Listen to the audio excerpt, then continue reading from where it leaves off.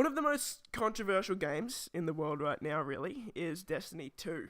And it doesn't really stop there. We've got a lot more controversy to go over today, with the first post-Forsaken DLC just being released, that of course being Black Armory. And today I wanted to talk a bit about this DLC and what the Destiny 2 DLC roadmap really means for Destiny 2 over the next year. This is a bit of a different style video today. We're doing sort of a mini podcast, and I've got my good mate Lez here. Just a bit about Lez. What I want to do with these podcasts really is bring people on that know a lot about the topics that we're talking about. And if anyone knows a lot about Destiny, it's definitely Lez. With me trying to do this YouTube thing, I play lots of different games.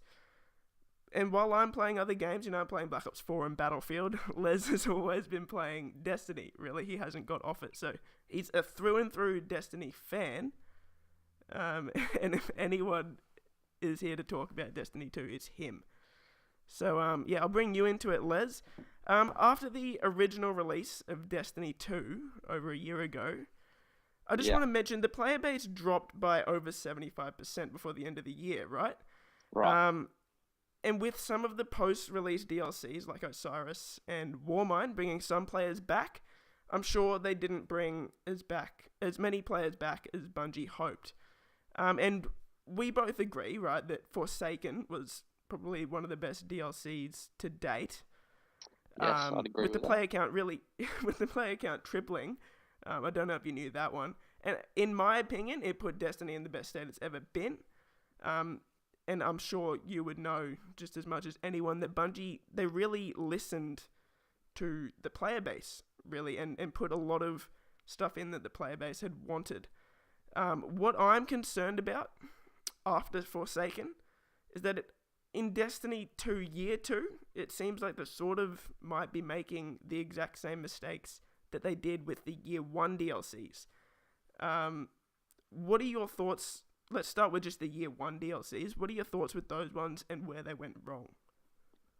Well, Year 1 DLCs, as far as I know, were pre-made before the game released.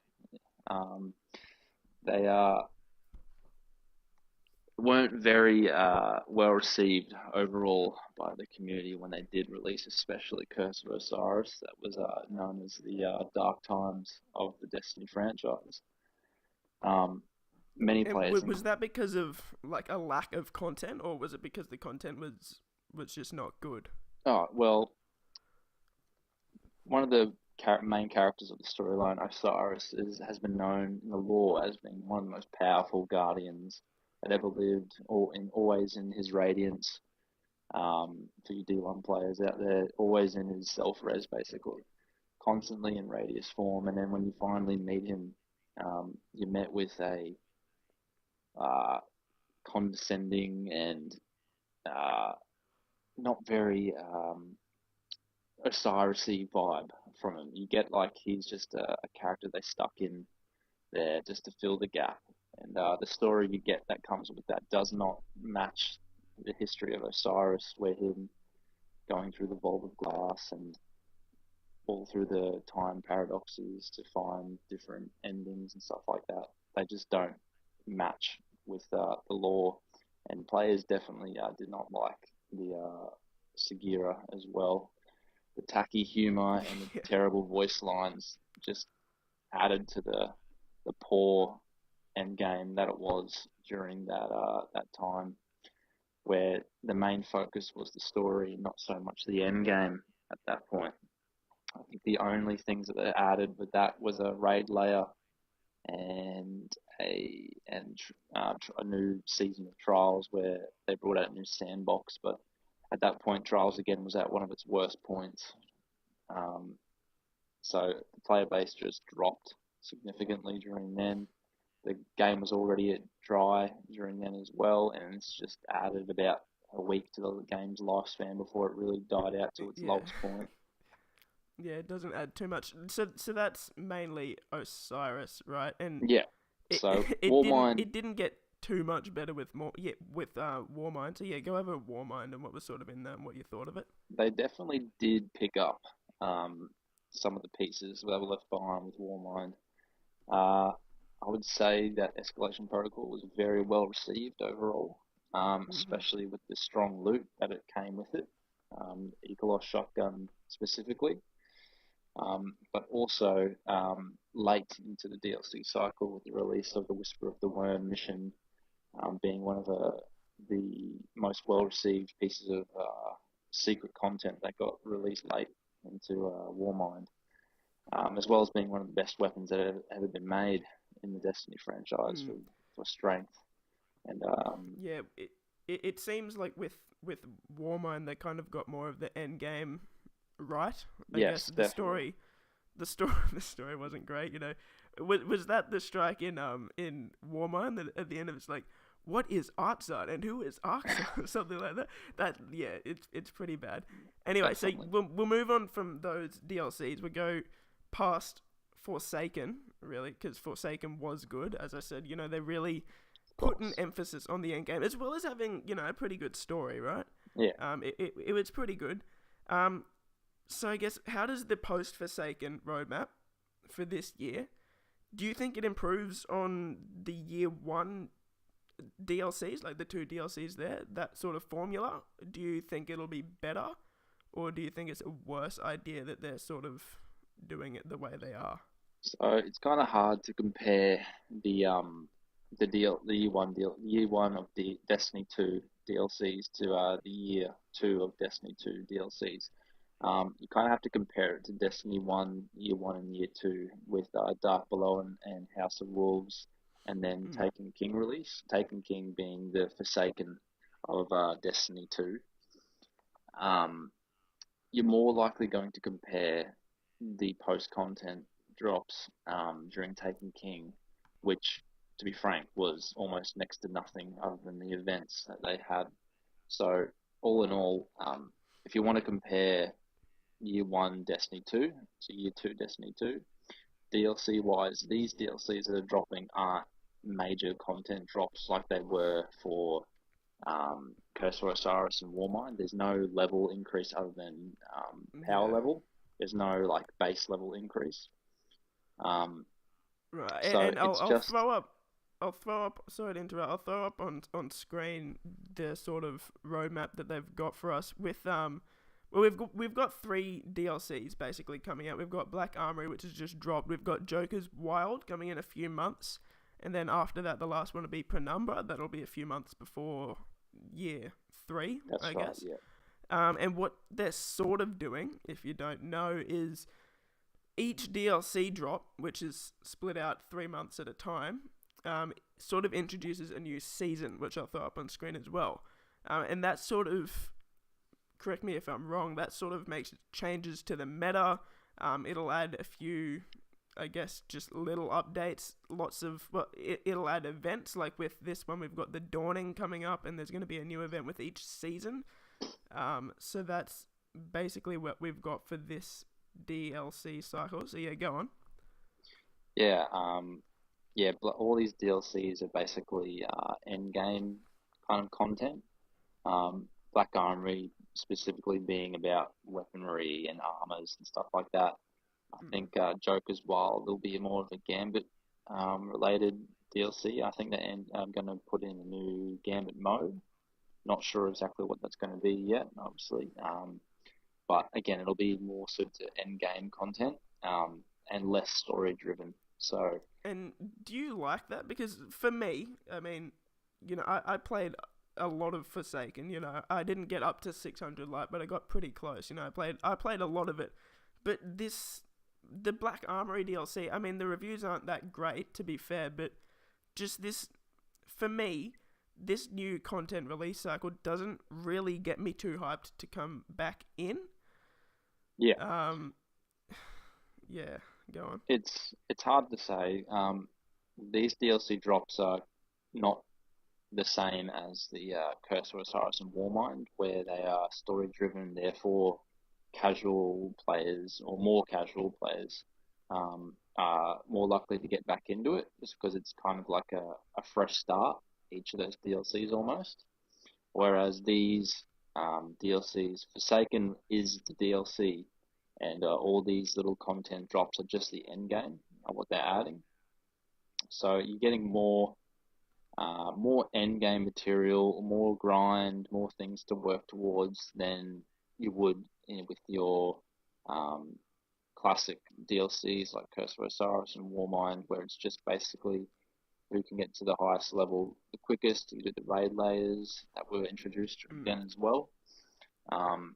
And after the raid layers were completed, that was all you could do. Whereas in Forsaken, there's plenty of milestones and powerful engram drops to keep going after as well. So yeah, let's have a look at Black Armory in particular, really. So yeah, there's not much of a story, right? There's from what I know, there's just an initial quest at the beginning. Is that right? Yeah, there's basically next to nothing in terms of story. You get a cutscene introducing you to Ada One, who is the keeper of the forges at the moment of And the Black Armory. and she's right under the tower, isn't she? That Yeah, apparently like that's no one knew about this Black yeah, Armory. right. So Right. So she's been this stuck under vanguard the that's tower, sworn to yep, protect for us. who knows Yeah. how long, apparently without any of us knowing. It's a bit of a kind of moment when you realize you're in the tower still for Yeah. this vendor. But the forges themselves are actually quite fun. There was quite a bit of backlash on day one of this DLC drop, as the first forge was set at 610 light, and at the time the max light was 600. Obviously, that got raised. That raises with the DLC, so the max light is 650 during this DLC. But it was a bit of a kick in the teeth when you'd complete the mission to start the first forge, and it's still only 601, maybe 602 light, and you get stuck into the first forge and you realize it's 610 light, and you're getting absolutely smashed by all these enemies.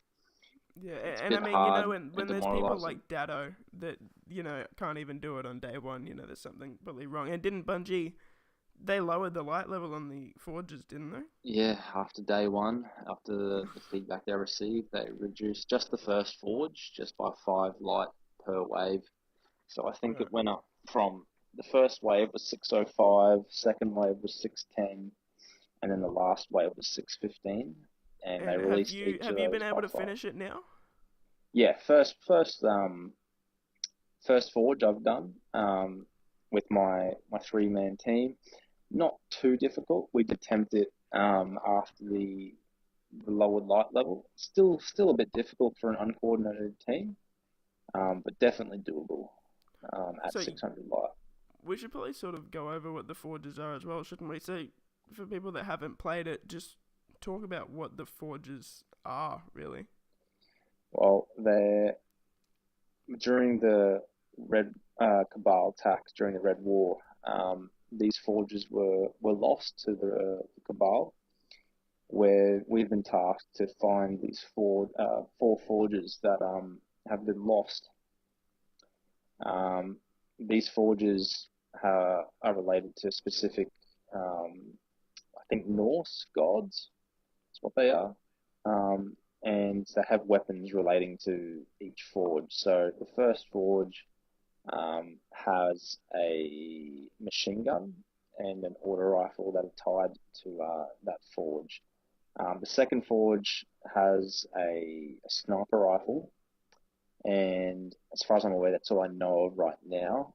That's tied to it. Is it sort of like a prison of elders sort of thing, or is it more like a blind well activity, or? Oh, it's. I would say it's closer to blind well in terms of horde mode kind of thing. It's a mini horde mode basically. There's only 3 waves, 2 waves of ads and a boss wave. And basically, when you clear all the waves and the boss, you'll get a random weapon drop. And if you have a powerful weapon frame, being the machine gun or the auto rifle completed, you'll also get the machine gun or auto rifle guaranteed to drop. These are all random rolls as well, which were brought back with Forsaken. So there is an element of farming here as well. If you want to get that god roll, machine gun or auto rifle um, that suits your fancy. Yeah. Yeah, so from what I've seen as well, a lot of players, even players that, are hardcore Destiny fans, what they're complaining about really is that just to sort of get to this content, right, you kind of have to do the same stuff that you were doing before just to get to that high enough light. Does that sound about right? Yeah, the big issue that people had was not being able to do that forge straight away Yeah. and having to grind through the powerful stuff that they've been doing for the last 4 months Hmm. um, over again. Like people, like there's a reason people come back to it. So there is an element of enjoying the grind and getting that power level back up to you're already at max. You have to get to max again. So it's that element of fun grinding up your levels, watching them increase. But it is a bit demoralizing when the first thing you want to do is try out the new content and you're locked behind a power level Yeah, wall. they sort of just say, oh, you can't play yet, you got to do what you've been doing for the past few months Yeah, that's again. right. Yep. Yeah, just to get to that. So we've got the forges now. They've staggered those out, right? So you can only do it. It's like a rotating weekly cycle. Is that right? More or less. So day one, you have the first forge. I think after about 3 or 4 days, the second forge was made available to get access to, I should say. But after that, it is a weekly thing. Yeah. And then there's And what do also, you think of that? Do you like the fact that you can't get all the content on day one, or do you like it well, that it it's spread out? depends on who you ask. Personally, I don't mind it at all. Right. I definitely don't play as much as I used to. Um, Obviously, life gets in the way. You have people have work and study and things like that to do. So for your regular players who come and play after work Just each like an day. hour or two a day, sort of thing, Yeah, like a yeah, couple that's like hours a day. Yeah. couple hours a day. Um, it's definitely uh, a good, I would say, method of releasing content. Right. There See definitely would that. be the other side of the argument where you've had the hardcore players who have done the first forge 50 times already and are asking, oh, Yeah. when's the second forge coming? I don't want to keep doing the same forge over and over. But you've also got players who were expecting the power level drop and prepare accordingly. So I know that for a couple of those, or majority of those players who finished for the world's first of the new raid layer, majority of them had multiple powerful engram bounties saved before the DLC dropped, so that they could get a power Mm, boost before that and just absolutely blitz through any of the content. And the raid, yeah. first And raid was completed within like 2 hours or so. Like it was definitely a very a short raid. simple, um, Yeah. short raid. The mechanics Where are the Last Wish, the Forsaken raid took the first group. I think it was something like 19 hours. So yeah, that that's sort of right. shows the difference in content that you're getting here. But Yeah, yeah, that's sort of the dilemma that I guess Bungie's in with this DLC. They've put themselves in a tough spot with staggering all of the content because yes, you're gonna have those players that want to do it all on day one. They're prepared. This is what they do. They play Destiny. And they're going to want that all at once. And, I can kind of understand what they're saying. They pay money for this and they can't get the content for, another month. yeah. That can be pretty frustrating.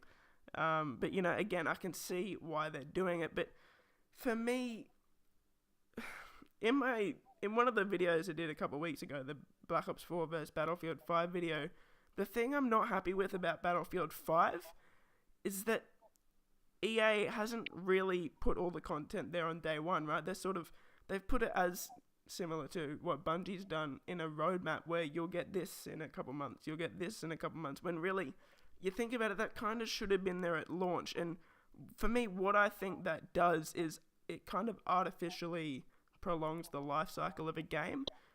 Right, And, right. and look, I can see both sides of it, but yeah, something about that, it just doesn't sit well with me. Yeah. Um, yeah. What I'd do you say, do you like it well, or? I don't personally. I don't mind it. I don't really have any issues with the delaying of content. Obviously, there are some things that I'd like to have sooner than others, especially the Last Word quest, which is going to be set for like one of the last couple of weeks of the Black Armory DLC. So they've already confirmed with some Instagram videos that the Last Word is coming back. Mm-hmm. So it sucks that we do have to wait so long to get that very, very iconic weapon back in our hands. But we do have some other content that we can get through until then. So the Forges are still releasing. There's still free events such as the Dawning that releases tomorrow as of the recording of this. Dawning, one of those events, like Dawning's nothing special in terms of events or power level or anything like that. Dawning is mostly a cosmetic event, mostly just trying to get your bright engram so that you can get more cool emotes and sparrows and ships and stuff like that. There's a couple of cool items in the armor items in the shop for players to get, but again, it's more of a kind of like you just continue the regular grind and get your extra engram for the event while you can, and then get what you can as well. If you don't want to pay, you don't have to. If you do, more than welcome to. And it's more of just a money grab, I would say. Not that it's malicious or anything like that. They've definitely toned back from the year one vibe of Eververse, where everything was hidden behind that, and the XP scandal going on with public events and hiding the numbers and everything like that. All right, we're over 20 minutes already. Time kind of flies. So let's get to wrapping this up. So overall, it's fair to say that it's been, I guess, pretty poorly received. I guess it's refreshing to see that, you know, you're someone that kind of enjoys this, which is good, because I don't really think I've heard many people have that sort of viewpoint. So it's good to get that difference. I got a question though. If, let's just say, all of the content in this Black Armory DLC was released at once, how long do you think you would play until you got worn out of it? Or to get everything out of it, you mean? Mm-hmm. How long would you be playing until you think, yeah, I can go play another game? Look, it'd be a while. Forsaken and Black Armory can't, like, hand in hand. This Forsaken and these DLCs in the annual pass all go together. So you're still looking to have a PvP experience, a PvE experience. If you're still grinding for those titles as well, there's that to do. You've still got the competitive grind if that's what you're into as well. Put a time frame on it. What do you reckon? You're probably looking at, personally, it would take me maybe a month with my time frame that I have to play Destiny. Mm-hmm. Whereas I know for a fact that multiple people have already reached the max light level cap of 650 within the first week. Now that light level cap is going to last them for the next 4 months. 3 months until the next DLC drop. So you could probably imagine what they're going to be doing for the next 2 weeks and 2 months and 3 weeks until the next DLC drops. They'll just be grinding their raids and their PvP and their titles, because those people are generally the ones who Destiny 2 is their job, like streamers and such. So their time frame for finishing content, if everything dropped for them, they'd all be finished it by now, for sure, 100%. Yeah, and you made a good point before about, you know, it's not just this DLC that you're buying, I guess, when you buy that pass. As for, you know, as a package with these 3 DLCs, do you think you get value for money out of it? I mean, it comes to something like $12 or $13 per expansion. Do you think that is a good price, or do you think that that's too much money? No, I think for what you get, it's a good price. So I had a look before on the Australian PlayStation service, PlayStation Network. Sorry, for the annual pass, you're looking at $49.95. So divide that by 3, yeah, it's about $13.50 per drop.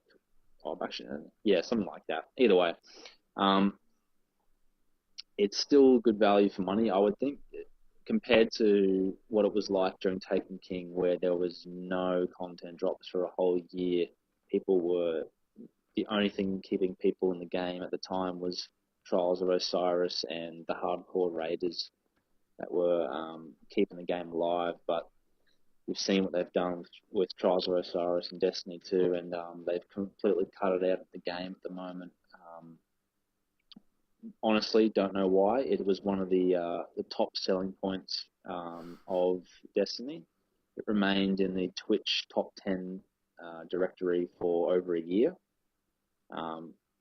just because of Trials of Osiris. It was an extremely successful game mode, and for whatever reason, they decided that to change a perfect formula, and they've paid the price for that, unfortunately. So hopefully next season they do bring back the 3v3 elimination into the playlists.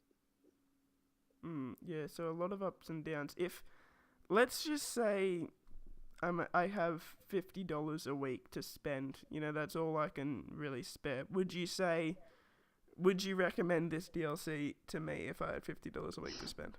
Unless you have gotten yourself to almost 600 light already for Forsaken, I would not be purchasing this annual pass straight away. I'd be getting the most out of Forsaken first if you choose to buy it. Making that grind up to 580-ish to 600. Once you get to that point, then you could probably make the decision to purchase the Black Armory. As far as I know, you're mostly paying just for end-game content, so you won't be getting any story or extra background on any characters other than Ada 1, which is very brief. So unless you're already at very high light level, then you won't be getting too much out of Black Armory at this stage, just the end-game content. So with all of that said, with what we've spoke about with Black Armory, I kind of asked you at the start, but I'll ask you again just quickly. How do you feel about year 2 for Destiny 2? Do you feel good about it going forward, or are you a bit concerned? Overall, I'm quite happy with how Bungie is taking on the year. Definitely better in terms of DLC drops compared to the Curse of Osiris and Warmind, where they were already made and just popped into the game. Even with the feedback that we gave them, it wasn't implemented in those DLCs because they'd already been made. So you have the benefit of having these DLCs being made as you go, and being able to change things on the fly, such as, like you saw, the light level changes on the Forge. People weren't happy about it, and they changed that after a single day, which is actually very good in terms of Bungie turnaround speeds. Yeah, look, yeah, they're definitely trying to, stay on top of it more. You Yeah, can tell. absolutely. Yeah. But they're doing. I'm not concerned at all for the next year of Destiny. I think they've learned their lesson here with what poor content constitutes and what good content looks like, especially considering how well received the Forsaken was, and how not well received the Curse of Osiris DLC Yeah. specifically was. One of the worst, labeled one of the worst ever made. All right. Well, yeah. Look, for me, I guess we'll kind of see around Christmas, see if I want to treat myself to the DLC. But look, at this stage, I'm not too enticed to get it. But yeah, look, we'll see what happens in the upcoming months. We'll see how this one plays out. Once all the content's there, then I might consider jumping in. But anyway, thanks for coming on, man. No worries. Alrighty, so yeah, that'll do it for today, guys. I hope you enjoyed. It was a bit of a different style video. Let me know what you think of this new format down below. But as always, we're trying to build a community here, right? And I love seeing, comments just as much as I love seeing a new subscriber. So let me know what you think of Destiny 2, about the new DLC, about the Year 2 DLC roadmap. Let me know down below. I love reading your comments, and I'll try to reply to every single one. So that'll do it for today, guys. Once again, if you did enjoy the video, give it a thumbs up and click that subscribe button as well. And until next time, guys, I'll see you in the next video. I'm a sick fuck. Peace. I like a quick fuck.